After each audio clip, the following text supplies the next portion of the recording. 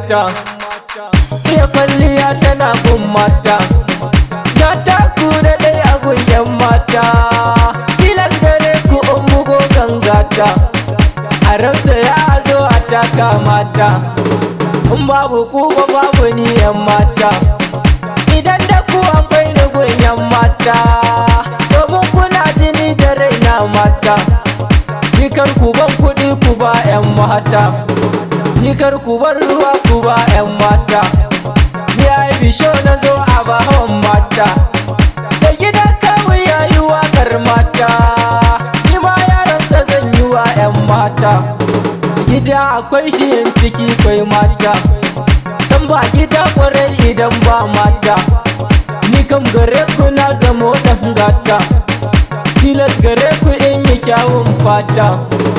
A baya kan kuna yi baccin mata, a yanzu ma gare ku zangan gata.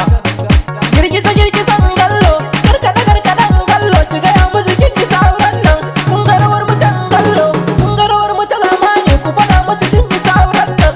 Ni dai kan ku zane yau komai, kan kwana kira na wai jarmai. Ni a kira ne kan ku ba komai, domin rangwada kuke yi mun. Mahata tamburan ku na haduka, domin kan ku ba ni shaka. Ko da kan ku za mun duka, ni dai tamburan ku na haduka. Mata ginshikin mu na hasan ku, mata garkuwar mu na abin. Mata zan zamo madabar ku, sannan zan tare hawa hayan ku.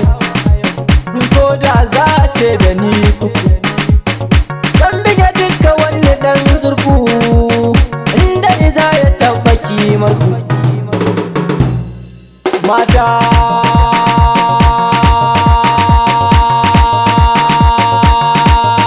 a gaida mata, a gaida mata,